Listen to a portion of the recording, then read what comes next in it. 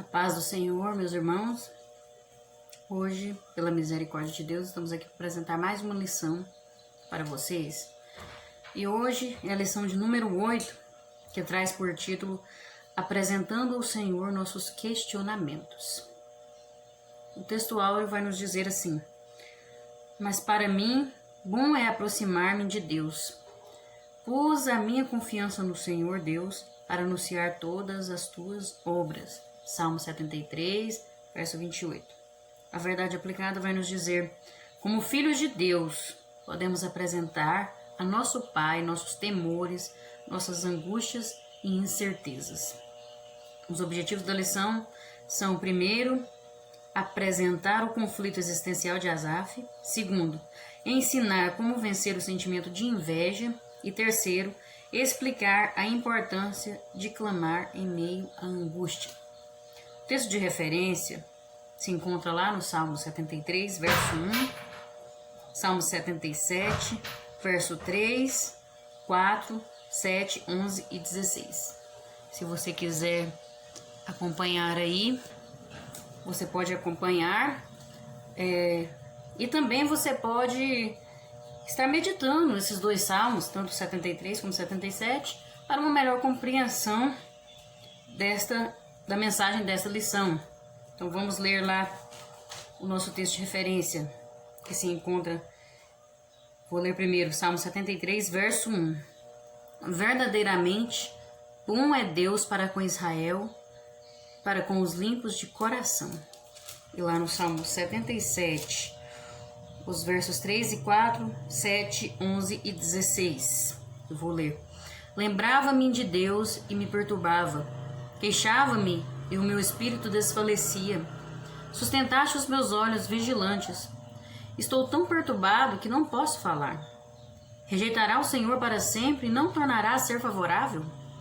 Lembrar-me-ei, pois, das obras do Senhor. Certamente que me lembrarei das tuas maravilhas da antiguidade. As águas te viram, ó Deus, as águas te viram e tremeram. Os abismos também se abalaram. Amém?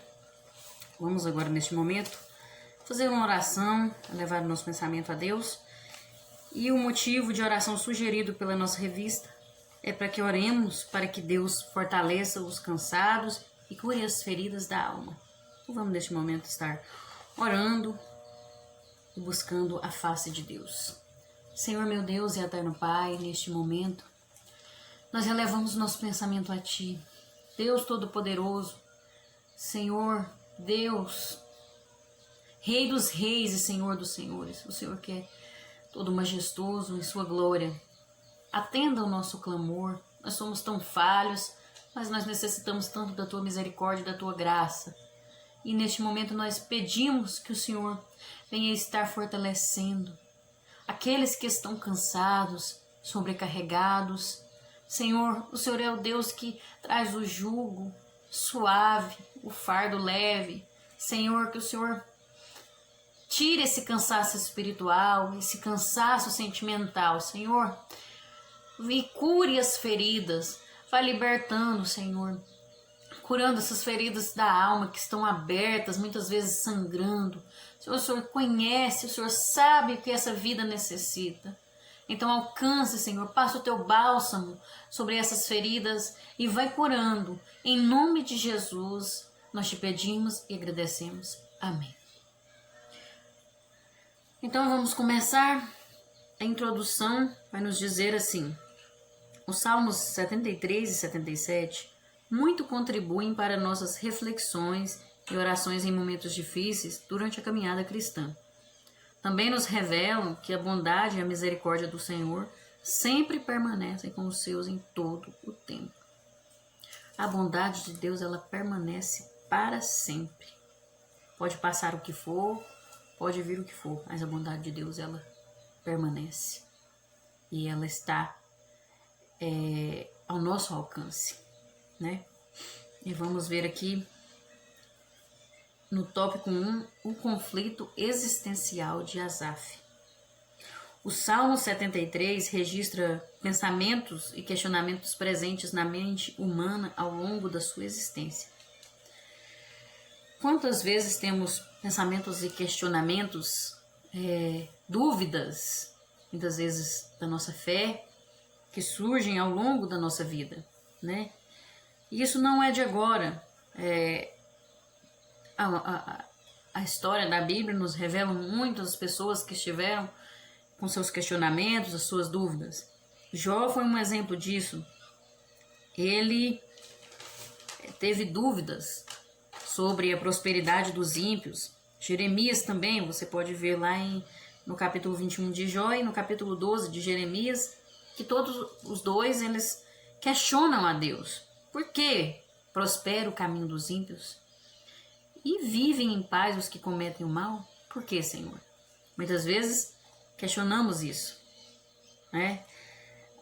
Ao longo de toda a história, alguém sempre vai questionar isso, porque nós somos humanos, temos limitações, né? E observamos mais as coisas da terra.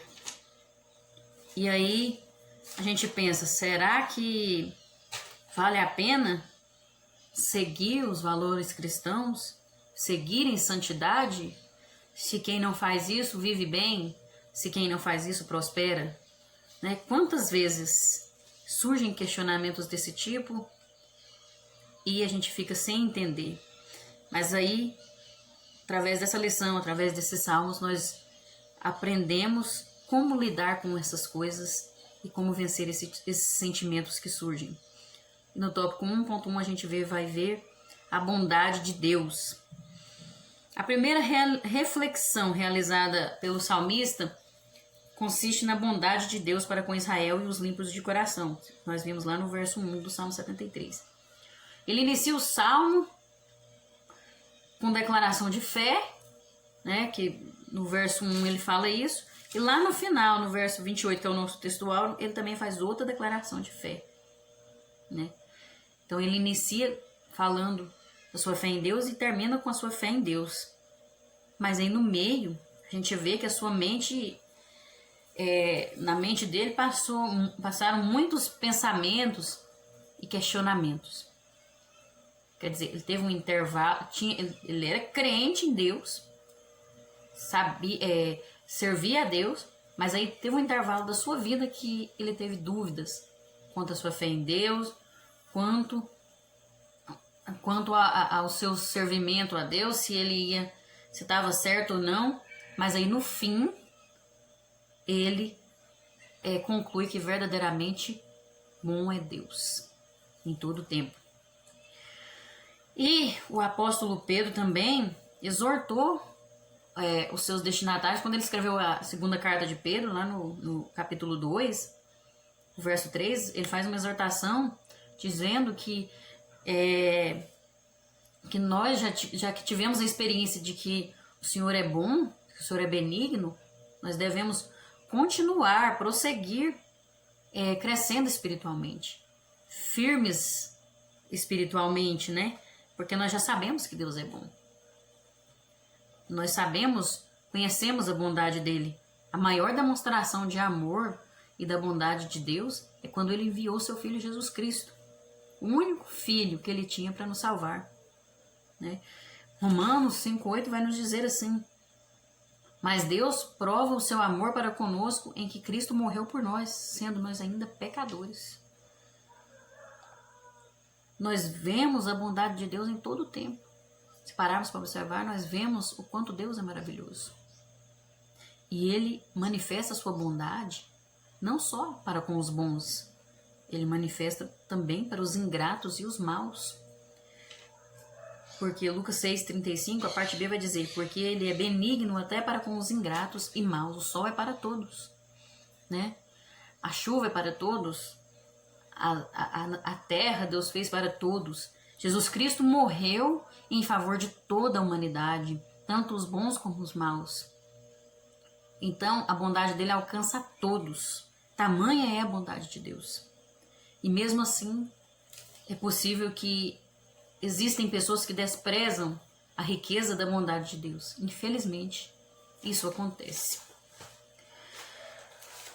O salmista, ele ressalta que um dos atributos morais de Deus é a bondade. A bondade, ela faz parte da natureza divina, é um princípio eterno da natureza de Deus. E isso leva Deus a comunicar a sua própria vida e bênção aos que são semelhantes a Ele no caráter moral. A bondade, portanto, é quase idêntica ao amor da complacência. Ele se compadece por nós. Tamanha é a bondade de Deus. É muito importante observarmos, pararmos para refletir no quanto Deus é bom e o tempo todo. 1.2 Resistindo à tentação. Após ele refletir sobre a bondade de Deus, Asaf vai analisar sua conduta, né? Ele vê o quanto Deus é bom e aí ele vê que a conduta dele não era muito boa, né? Ele vê as falhas dele ali naquele momento. E aí ele vai dizer lá no Salmo 73, verso 2: quanto a mim, os meus pés quase se desviaram. Então ele cai em si, né? E reconhece que ele cometeu um erro ali, que ele quase se desviou, porque a sua fé por um momento ficou abalada, quase cedeu aos encantos da tentação, esquecendo-se da bondade de Deus. É como se os desvaneios do coração e da mente tivessem provocado um abalo na confiança do salmista e na certeza que ele tinha acerca da bondade de Deus. Muitas vezes isso acontece na nossa vida, né? Surgem propostas, né?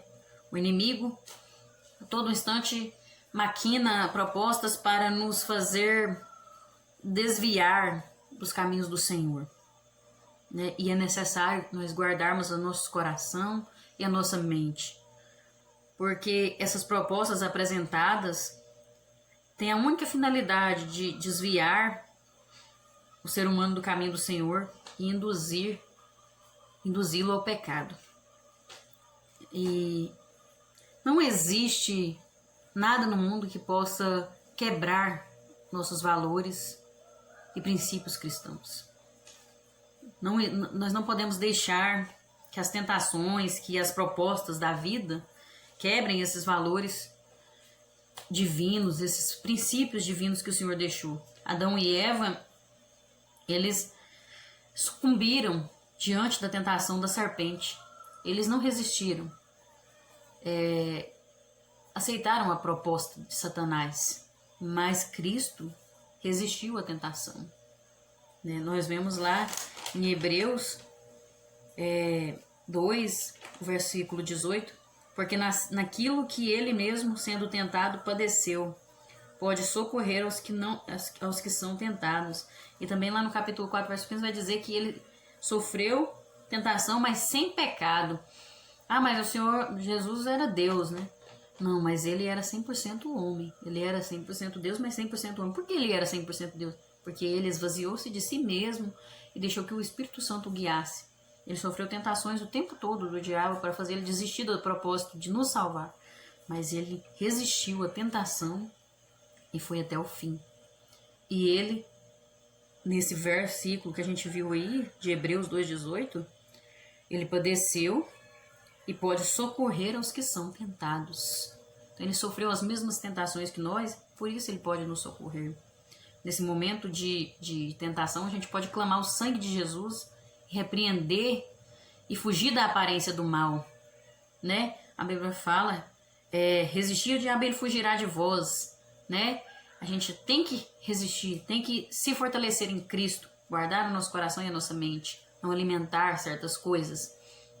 De acordo com Charles Spurgeon, erros do coração e da cabeça logo afetam a conduta. A estreita ligação entre o coração e os pés. Asaf mal podia ficar de pé. A sua probidade se esvaía, os joelhos se dobravam como um muro que caía. Quando os homens duvidam da justiça de Deus, a própria integridade deles começa a vacilar. Uma boa observação. No 1.3, nós vamos falar sobre a inveja. O salmista declara que foi tomado por inveja ao ver a prosperidade dos ímpios, lá no verso 3. Pois eu tinha inveja dos soberbos ao ver a prosperidade dos ímpios. Olha o ponto que ele chegou. Chegou ao ponto de confessar, de reconhecer que estava tendo inveja dos ímpios. É tão fácil a gente falar quando o outro tem inveja, que aquela pessoa é invejosa. Mas e o sentimento que surge em nós quando observamos a vida do outro? Quando a felicidade alheia nos incomoda, né? Temos que observar. E ao analisar as circunstâncias que estavam diante dos seus olhos, a sua fé foi abalada. Então Asaf, quando viu as circunstâncias, aí a fé dele foi abalada. Porque ele observou as circunstâncias. Ele olhou para os ornamentos externos, que eram a riqueza e a saúde dos ímpios. Ele olhou para o fato de os ímpios não sofrerem sua morte, de eles esboçarem uma aparente alegria, e deixou seu coração ser tomado pela inveja. Esse terrível sentimento está presente no cotidiano da igreja desde a antiguidade. Lá na igreja de Corinto, tinha sérios problemas causados pela inveja. Paulo alertava os coríntios sobre a inveja. Lá em 1 Coríntios 3:3 a gente vai ver isso. Eles estavam com brigas, com ciumeiras, né? E aí, isso não é de hoje, é de muitos anos atrás. E a inveja pode levar à prática de diversas atrocidades. Provérbios 14:30 vai nos dizer: o coração com saúde é a vida da carne, mas a inveja é a podridão dos ossos. É muito triste o que a inveja pode causar, porque ela pode destruir, ela é corrosiva, ela destrói a alma. Saul, de tanto perseguir Davi, se foi tomado por um sentimento de inveja tão tamanho que nós vimos na lição passada, e aquilo chegou a levar ele à morte. E ele gastou tanto tempo, foi tanto tempo perdido por causa daquele sentimento, que ele não viveu mais. Ele só ficou maquinando mal com aquilo, roendo a alma dele. Segundo o comentário bíblico Matthew Henry, um espírito de cura constituído de amor e mansidão, de uma disposição sincera, amistosa e alegre, é a vida da carne e contribui para uma boa constituição do corpo. Já um espírito irritadiço, invejoso, descontente, é a sua própria punição. Ele consome a carne, alimentando-se do ânimo animal, empalidece a aparência e há o apodrecimento dos ossos. É preciso ter cuidado com o que a ira pode causar. A inveja causa ira. A inveja é muito triste porque ela destrói a vida da pessoa e a pessoa não tem felicidade, não tem, nunca está contente com o que tem, porque ela se sente inferior, né? E é muito triste porque colocamos humanos como padrão para nossas vidas. Observamos a vida de humanos e colocamos como padrão, sendo que o padrão tem que ser Deus, né? Deus é que tem que ser o nosso padrão de vida. Devemos observar a vida de Deus e não das pessoas. Agora nós vamos ver no tópico 2 como vencer esse sentimento, né? Vencendo o sentimento de inveja.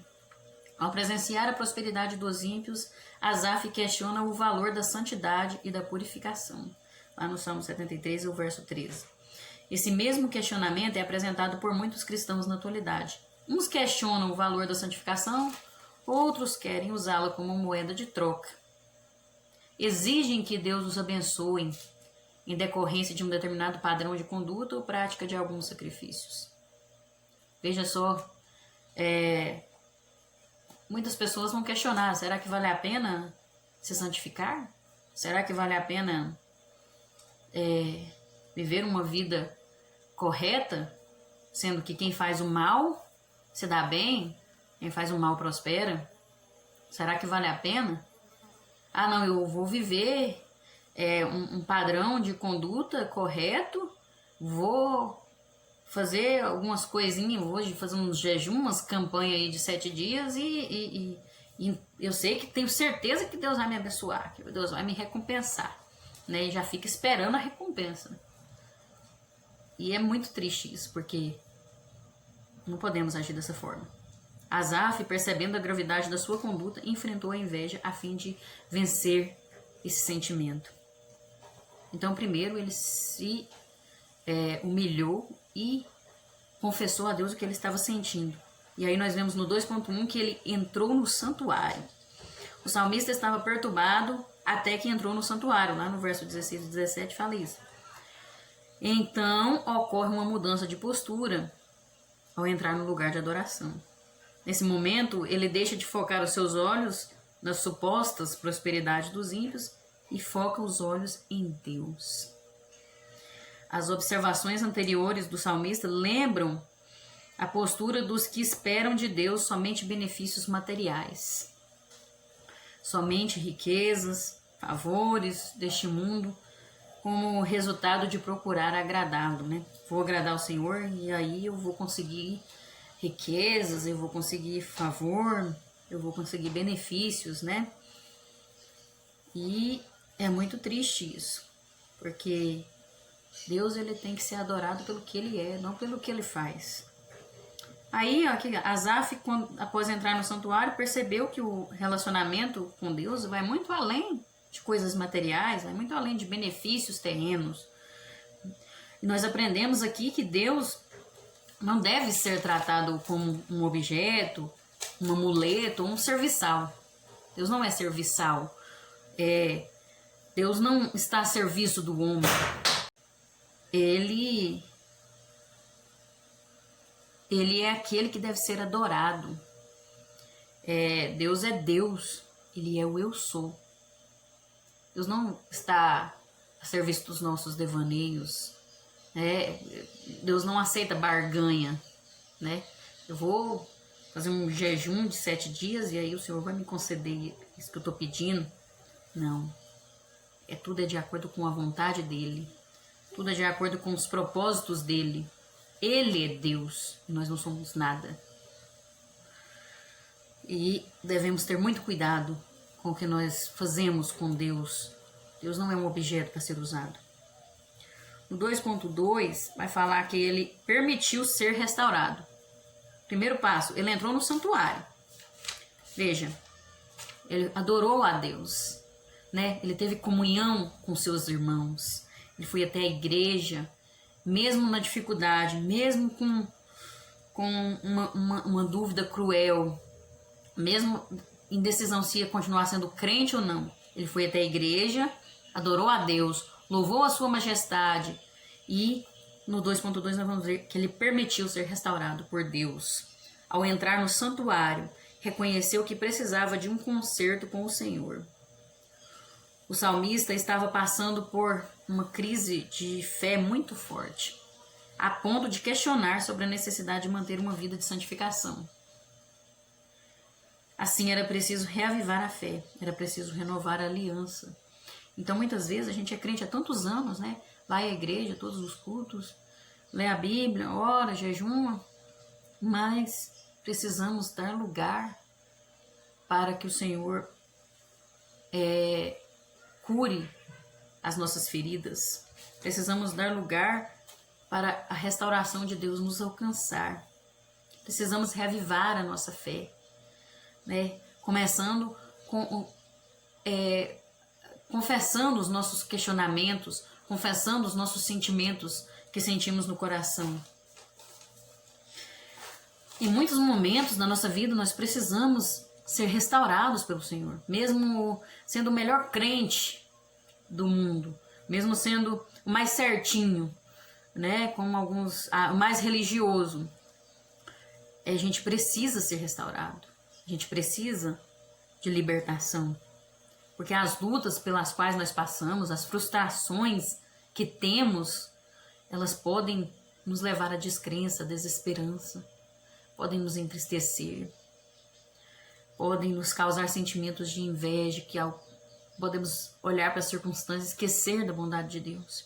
Vários homens de Deus precisaram passar pelo caminho da restauração, seja porque pecaram, como foi Davi, que nós vimos na lição 6, ele precisou ser restaurado devido ao seu pecado, ou seja porque ao enfrentar os desafios eles experimentaram fraqueza, desânimo, como foi Elias. Lá em 1 Reis 19, do 4 ao 18, você vai ver que Elias, ele entristeceu o seu coração, desanimou e chegou a desistir por causa das circunstâncias, dos desafios que ele estava passando. Então ele precisava de um reavivamento da sua fé, precisava de uma restauração espiritual. Muitas vezes nós precisamos disso. Nós não podemos ficar só na religiosidade.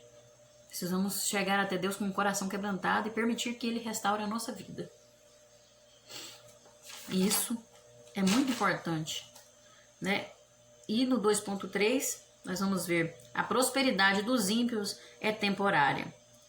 Depois que ele foi ao templo, adorou, agradeceu o nome do Senhor, deu lugar para Deus reavivar a fé dele, transformar, aí ele viu que a prosperidade dos ímpios é temporária. Somente após entrar no santuário é que Asaf percebeu que a prosperidade dos ímpios é temporária. Lá no verso 18 você vai ver que ele diz assim, eu vou ler aqui o verso 18: certamente tu os puseste em lugares escorregadios, tu os lanças em destruição. Ele vê que a posição, a soberba, as riquezas ocupadas pelos ímpios são precárias e elas não subsistem à ação de Deus, não prevalecem perante a ação de Deus. A Bíblia traz diversos relatos de pessoas que se sentiam poderosas, independentes de Deus, e caíram em ruínas, como foi o rei Nabucodonosor. Lá em Daniel 4 a gente vê a história do rei Nabucodonosor, que ele se sentiu tão poderoso que achava que não precisava de Deus, que ele era até um Deus.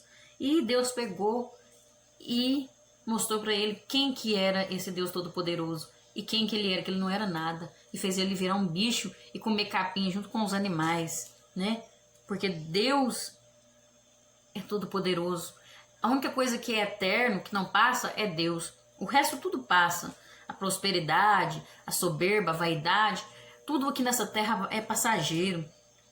E tem muitas pessoas que ficam observando a vida dessas pessoas que têm riquezas, que têm isso, que têm aquilo, que têm status, e fica pensando, mas como que isso acontece? Comigo não prospera nada. Mas para pensar. Tem gente que tem uma casa bonita, uma mansão, mas não tem um lar. Vive sozinho, amargurado. Tem gente que tem um colchão dos mais caros, de 10 mil reais, mas não consegue dormir, não tem paz para dormir. Tem gente que tem tudo, mas não tem nada, porque não tem Deus na vida. Então, sem Deus, o ser humano não é nada. Isso é tudo temporário, é tudo passageiro. Isso tudo vai passar. Mas a sua vida com Deus, seu relacionamento com Deus, isso é eterno. Isso nunca vai acabar. Mesmo depois da morte, lá na eternidade, continuaremos tendo um relacionamento com Deus. E é importante observarmos que Deus que tem que ser o nosso padrão de conduta, Deus que tem que ser o nosso exemplo a seguir. Nós não devemos observar o sucesso das pessoas não pelo que eles têm, pelo carro que ele tem, pela casa que ele tem, pelo status que ele tem, mas sim o sucesso de uma pessoa está na sua comunhão com Deus, no seu relacionamento com Deus. Isso sim é sucesso verdadeiro. E isso é que é o mais importante. E lá no tópico 3, agora vamos passar para o tópico 3. Clamando em meio à angústia. Aqui nós vamos acrescentar o Salmo 77 também, que é um salmo muito, muito forte, né? Porque o Salmo 73 ele falou dos conflitos existenciais que muitas vezes nós passamos, né? Relacionados à fé, nós passamos na nossa vida. Já o Salmo 77, ele vai falar do clamor de uma alma angustiada. Nós muitas vezes preferimos falar das alegrias, das vitórias, das nossas realizações, mas a circunstância que nos levou a essas realizações, o meio pelo qual se chegou até lá, muitas vezes a gente não quer falar. Só que é preciso a gente estar preparado para enfrentar todas as estações da vida, tanto as boas quanto as ruins. E Deus, quando inspirou Asaf, não fez sem propósito. Porque Ele conhece a sua criatura, Ele nos conhece. Ele conhece você, conhece a sua necessidade e Ele sabe que precisa de nos instruir para os desafios da vida. Lá em João 16:33, Jesus Cristo nos alertou: no mundo tereis aflições, mas tende bom ânimo, eu venci o mundo. Ele alertou que nós íamos ter aflições aqui nesse mundo, mas que o nosso alvo era o céu. Então quer dizer que se você estiver com um alvo no céu, que se você estiver com o seu propósito de vencer o mundo, você vai vencer tudo o que vier. E no 3.1 vai dizer o grito do aflito. O início do Salmo 77 é marcado por um grito de aflição. Lá no verso 1, ele fala: clamei a Deus com a minha voz. Então ele estava clamando, gritando, e ele relata o seu estado de angústia e a ação de buscar ao Senhor. Ele fala: com a minha voz, a Deus levantei a minha voz, e ele inclinou para mim os ouvidos. No dia da minha angústia busquei o Senhor. A minha mão se estendeu de noite e não se cessava. A minha alma recusava ser consolada. Então ele apresenta ao Senhor a sua angústia e busca a Deus, mesmo nos momentos de angústia. E a aflição que ele estava sentindo era tão grande, mas tão grande, que ele não queria ser consolado. Tanto que ele fala: minha alma recusa ser consolada, né? Muitas vezes a gente sente tanta angústia, tanta tristeza, dói tanto na alma, que a gente não quer nem conversar com ninguém, quer ficar sozinho, quer se isolar. E isso é um perigo, porque a gente precisa desabafar. Mesmo que é difícil as pessoas compreenderem o que está se passando com você, mesmo que às vezes você nem você entenda o que está se passando, mesmo que seja tão grande a dor que você sente, você precisa conversar com alguém. Converse com o Senhor, converse com alguém que possa te compreender. E nós vemos duas lições que podemos aprender aqui nessa passagem. Primeiro, a angústia pode atingir qualquer pessoa, qualquer ser humano. Ninguém está livre. Ninguém está imune às dores da alma. E as pessoas se preocupam tanto com as doenças, se solidarizam tanto com as doenças do corpo, e quando chegam as doenças da alma, poucos compreendem, né? Chegam a dizer que é frescura, né? Que é coisa da cabeça da pessoa, né? Não dão tanto valor às doenças da alma, e na verdade as doenças da alma geram doenças físicas no corpo. Precisamos dar importância. Quantos homens, quantas mulheres de Deus têm passado pelas doenças da alma, não é mesmo? E estão ignorando os seus sintomas, né? Acham que não tem tanta importância, né? E nós não podemos entrar nisso aí. Temos que dar importância, sim, porque tanto Deus se preocupa com os sentimentos, com a sua dor, com a sua tristeza. Você também precisa se preocupar. E a segunda coisa que nós aprendemos: nunca deixemos de apresentar nossas aflições ao Senhor em oração. Asaf, naquele momento de angústia, ele apresentou ao Senhor a sua aflição, a sua angústia. Então ele clamou a Deus com a voz, gritou ao Senhor, né? Às vezes nós conversamos tanto com as pessoas, mas esquecemos de falar com Deus, de apresentar nossas aflições, de desabafar com Ele. Mas Ele está pronto para nos ouvir, e Ele é quem pode te consolar, te curar essas feridas da alma. Asaf não recorreu aos homens, mas ao Senhor. Foi para Ele, não com palavras estudadas, imponentes e formais, mas com um clamor, um grito, que é a expressão natural, genuína e sincera de dor. Ele usou também a voz, ainda que a expressão vocal não seja necessária para a vida de oração, é muitas vezes arrancada de nós pelo impulso dos nossos desejos. A alma às vezes sente-se compelida a usar a voz por onde dá vazão livre à agonia. Muitas vezes é tão agoniante, né? Que nós temos que gritar, falar com a nossa voz e clamar ao Senhor. É preciso clamar ao Senhor. Mesmo que você não saiba orar, mas fale com Deus do jeito que você sabe. O Senhor está pronto para te ouvir, Ele te compreende. Então, no 3.2, os sintomas da aflição. O Salmo 77 relata diversos sintomas da angústia sofrida por Asaf. Primeiro sintoma: não querer ser consolado. O salmista relata que sua alma recusava ser consolado, recusava o consolo. A angústia que ele estava sentindo era muito profunda. Existem estados de angústia em que as palavras não são capazes de trazer o consolo. É tão forte que qualquer coisa que alguém falar não vai resolver, e muitas vezes pode até piorar, porque é tão forte uma angústia como essa. Um exemplo foi Jacó, quando recusou ser consolado, quando recebeu a notícia de que José tinha a notícia provável de que José havia sido despedaçado por algum animal. Então ele recusou ser consolado, porque a dor era tão grande que ele queria era chorar, ele queria era ficar triste mesmo, porque era tão grande. E isso é um perigo. Nós não podemos alimentar a angústia em nosso ser. Nós não podemos ficar só pensando em coisas ruins, né? Porque isso pode aumentar, pode nos prender, causar uma depressão profunda. É preciso desabafar, é preciso pedir a Deus o consolo e o conforto. Outro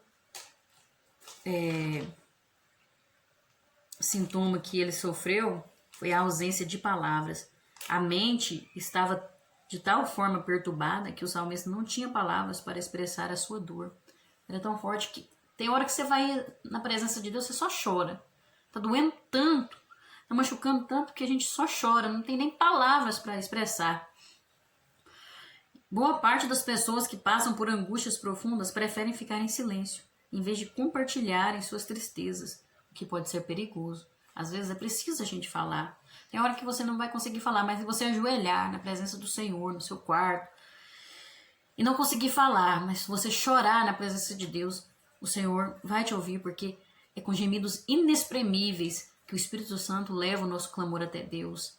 Só de você estar tomando esse ato de se prostrar na presença do Senhor e clamar, mesmo sem palavras, o Senhor vai te ouvir. Mas tem momentos que é preciso a gente conversar com alguém, a gente procurar um profissional da área de psicologia, ou uma pessoa de sua confiança, que você sabe que vai orar por você, que vai te compreender e desabafar.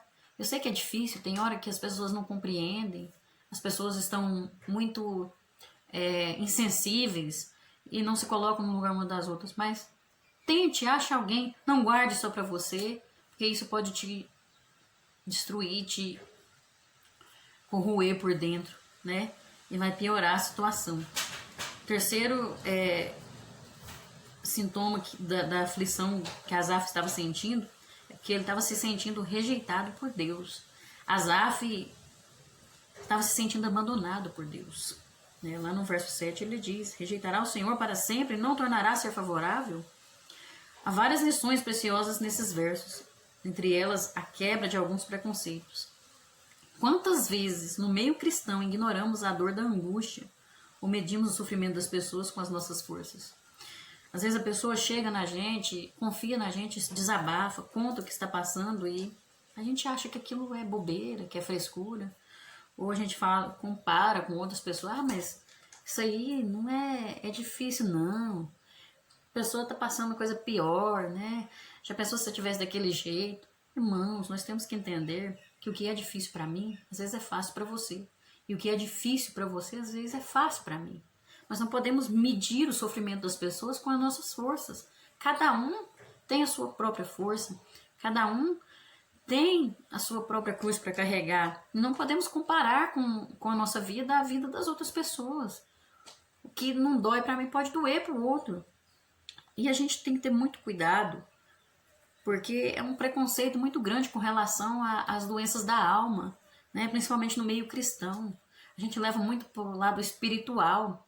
Deus fez o ser humano corpo, alma e espírito, né? Assim como é a Santíssima Trindade, nós somos 3 em 1. Também, então, nós temos que separar as coisas, ter cuidado para não misturar as coisas e agir com preconceito com as pessoas, porque podemos destruir a vida de uma pessoa com o que nós falamos. A palavra pode matar uma pessoa. E sentir-se rejeitado por Deus, um momento de angústia, faz parte da nossa vida. Faz parte do ser humano. Nós somos limitados. Nós somos falhos, não somos super-herói, não. Um comentarista chamado Derek Kidner disse que este é um nítido exemplo do valor de se confessar a Deus as dúvidas. Enquanto os maus pressentimentos gerais do verso 7 se definem mais precisamente nos versos 8 e 9, suas contradições interiores chegam à luz, juntamente com a possibilidade de uma resposta. Se a graça é prometida na sua aliança, dificilmente poderia desaparecer e nem sua promessa vir a ser nada. Então a promessa de Deus ainda está de pé sobre as nossas vidas. Mesmo que está difícil, que está angustiante, confie no Senhor. Confesse ao Senhor aquilo que você tem passado. Se abra com Ele e Ele vai renovar as suas forças e vai fazer o que nós vamos ver agora no tópico 3.3, restabelecer a fé. No versículo 10, no verso 10, percebemos uma mudança clara de direção. O salmista reconhece que a angústia que estava passando tratava-se de uma enfermidade e começa a lembrar e meditar nas obras do Altíssimo. Lá no verso 10, olha como é que ele começa a dizer: e eu disse, isto é enfermidade minha. E logo me lembrei dos anos da destra do Altíssimo. Então, a partir desse momento, ele vai lembrar, ele vai deixar de meditar nas suas tristezas e vai passar a meditar nas ações do Criador.